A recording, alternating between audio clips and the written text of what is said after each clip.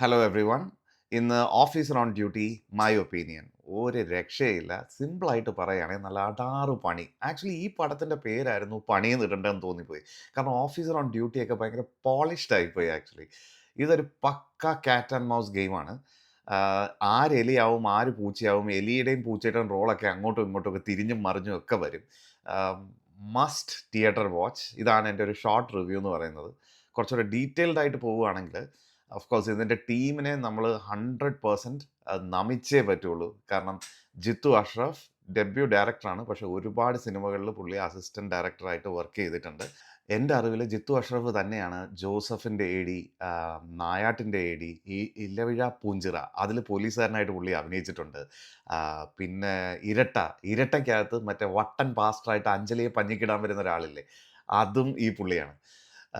Robbie Varghese cinematography. പുള്ളി Kannur squad direct ചെയ്തിട്ട് പുള്ളിക്ക് അന്ന് ക്യാമറ ചലിപ്പിക്കാൻ പറ്റാതെ അതിൻ്റെ ഒരു ആവേശമായിട്ട് ഇതിനകത്ത് വന്നിട്ടുണ്ട്. ഓടി നടന്ന് പുള്ളി ക്യാപ്ചർ ചെയ്തിട്ടുണ്ട്. ചില ഫൈറ്റ് സീക്വൻസ് ഒക്കെ ഒരു രക്ഷയില്ല. പിന്നെ എടുത്തു പറയാനുള്ളതെന്ന് പറഞ്ഞാൽ ഷാഹി കബീർ ഇലവിഴ പൂഞ്ചിറ പുള്ളി ഡയറക്റ്റ് ചെയ്തു. അതിനുശേഷം പുള്ളി ഇതിൻ്റെ രചന. ഇവര് ഒരു കോപ്പ് യൂണിവേഴ്സിറ്റിയിൽ നിന്ന് ആൾക്കാർ വന്നിട്ട് പടച്ചുണ്ടാക്കി വിട്ടൊരു സംഭവമാണ്.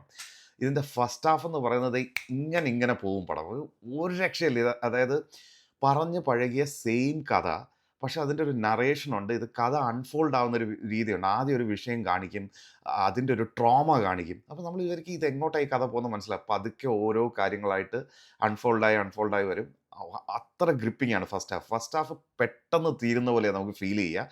സെക്കൻഡ് ഹാഫ് കമ്പാരിറ്റീവ്ലി കുറച്ചൊരു ലാഗ് എന്നൊക്കെ പറയണമെന്ന് എനിക്കറിയില്ല. അങ്ങനെയൊന്നും പറയേണ്ട ആവശ്യമില്ല ആക്ച്വലി. അതിനായിട്ട് കഥയുടെ ഒരു പശ്ചാത്തലം ബിൽഡ് ചെയ്യാൻ വേണ്ടിയിട്ട് ഒരു ടൈം എടുത്തിട്ടുണ്ട്. അങ്ങനെ എനിക്കതിനെ പറയാൻ പറ്റുള്ളൂ. കാരണം ഇത്രയും കഷ്ടപ്പെട്ട് മെനക്കെട്ട് അവർ ഉണ്ടാക്കിയെടുത്തൊരു പ്രൊഡക്റ്റിനെ വെറും ലാഗ് എന്നൊക്കെ പറഞ്ഞ് കളിയാക്കുക കുറച്ച് ക്രൂരതയാണ്. സോ എനിക്ക് അങ്ങനെ തോന്നുന്നില്ല. So it's definitely a must theatre watch. So when it comes to actors, ഒരുപാട് പേര് ഈ ഈ പറഞ്ഞ സിനിമകളിലൊക്കെ നായാട്ട്, ഇരട്ട ഇതിലൊക്കെ വരുന്ന മനോജ് കെ.യു, അങ്ങനെ ഒരുപാട് ആക്ടേഴ്സിന് ഇതിനകത്ത് റിപ്പീറ്റ് ചെയ്തിട്ടുണ്ട്. പക്ഷേ അവരുടെ എല്ലാം റോള് അടിപൊളിയാണ്. ലീഡ് ആക്ടർ കുഞ്ചാക്കോ ബോബനാണ്. എനിക്ക് വൈശാഖ് നായറിനേക്കാൾ എനിക്കിഷ്ടപ്പെട്ടത്. വൈശാഖ് നായർ അടിപൊളിയായിരുന്നു. പുള്ളിയുടെ വില്ലനിസവും ആ ചെറിയ ചിരിയും ആ ഇംഗ്ലീഷിൻ്റെ സ്ലാങ്ങും എല്ലാം പൊളിയാണ്. പുള്ളി ടോപ്പ് നോച്ചാണ് ഇതിനകത്ത്. പക്ഷേ ചാക്കോച്ചൻ്റെ കരിയറിലെ one of the best performance ആയിട്ട് ഞാൻ ഇതിനെ വിലയിരുത്തും. കാരണം ഫസ്റ്റ് പുള്ളി വന്ന് ഇറങ്ങി കുറച്ച് കാട്ടായൊക്കെ കാണിക്കുമ്പോൾ ഞാൻ വിചാരിക്കും ഇതെന്താണ് ഇങ്ങനെ ഇത്രയും ഇതായിട്ട് ഇതിൻ്റെ ഒരു സംഭവം എന്താണ്, പുള്ളി റഫ് ആവാൻ വേണ്ടി റഫ് ആവുകയാണ്. പിന്നെ ഇതിനൊരു പാസ്റ്റ് ഉണ്ട്. പുള്ളിയുടെ കുറേ ബ്രേക്ക് ഡൗണും കാര്യങ്ങളും ഒക്കെയാണ്. ചാക്കോച്ചൻ്റെ സീൻസ് ഒക്കെ കയ്യിൽ നിന്ന് പോകാവുന്ന ഒരുപാട് സീൻസ് ഉണ്ട്. എനിക്ക് തോന്നുന്നു ഈ സിനിമയിൽ ഏറ്റവും കൂടുതൽ ക്ലോസ് അപ്പ് ഷോട്ട്, അതായത് ഇങ്ങനെ ചാക്കോച്ചൻ്റെ ഫേസ് ക്യാപ്ചർ ചെയ്തിട്ട് ഒരുപാട് ഇമോഷൻസ് ഇങ്ങനെ എടുക്കുന്നുണ്ട്. അതൊക്കെ പുള്ളി ടോപ്പ് നോച്ചായിട്ട് ചെയ്തിട്ടുണ്ട്. എനിക്ക് സത്യം പറഞ്ഞു കഴിഞ്ഞാൽ പുള്ളിയുടെ പണ്ടൊരു ഫിലിമുണ്ട് ദോസ്ത് എന്ന് പറഞ്ഞിട്ട്, ദോസ്ത് എന്നാണ് എൻ്റെ ഓർമ്മ.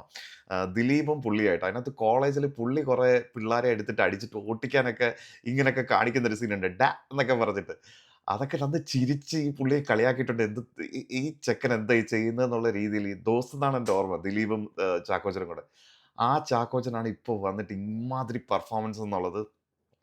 വാവ്! നമിച്ചു ചാക്കോച്ച. ഒരു രക്ഷയില്ല നിങ്ങള്. Definitely it's a theatre watch. ഈ എന്തെങ്കിലും നെഗറ്റീവ്സ് വരുന്നത് ചെവി കേൾക്കേണ്ട ആവശ്യമില്ല. But definitely not for kids. ഈ കുട്ടികളെ കൊണ്ട് ഈ സിനിമ തീർച്ചയായിട്ടും കാണിക്കരുത്. ഒരുപാട് ഇവര് തീർച്ചയായിട്ടും വയലൻസ് ടോൺ ഡൗൺ ചെയ്തിട്ടുണ്ട്. ബട്ട് സ്റ്റിൽ കണ്ടിരിക്കാൻ പറ്റില്ല. എനിക്ക് ഒരു നെഞ്ചത്തൊരു ഭാരമായിരുന്നു ചില സീൻസൊക്കെ കണ്ടിറങ്ങിയിട്ട്. കാരണം അത് ബിൽഡ് ചെയ്തിരിക്കുക അങ്ങനെയാണ്. അങ്ങനെ ഒരു വൾഗറായിട്ടോ അല്ലെങ്കിൽ ഒരു ബ്ലഡ് ഷെഡ് ആയിട്ടുള്ള സീൻസ് ഒന്നും ഇവർ എടുത്തു വെച്ചിട്ടില്ല. ബട്ട് ആ സീനുകൾക്ക് ഒരു ഇൻറ്റൻസിറ്റി ഉണ്ട്. കാരണം അതങ്ങനെ ഒരു അത് നടക്കാവുന്ന ഒരു കഥ തന്നെയാണ്. ഒരു റാക്കറ്റിൻ്റെ പുറകെ പോകുന്നതും അതിൽ നിന്ന് ചുരുളഴിഞ്ഞ് വരുന്ന സംഭവ വികാസങ്ങളുമാണ്. Same story. നായകന് ഒരു ട്രോമ വരും. ആ സംഭവങ്ങളൊക്കെ ഇതിനകത്തുണ്ട്. പക്ഷെ അത് അത്രയും ബ്യൂട്ടിഫുൾ ആയിട്ടാണ് ഇതിനകത്ത് ക്യാപ്ചർ ചെയ്തിരിക്കുന്നത്. So definitely I repeat, it's a theatre watch. Thank U.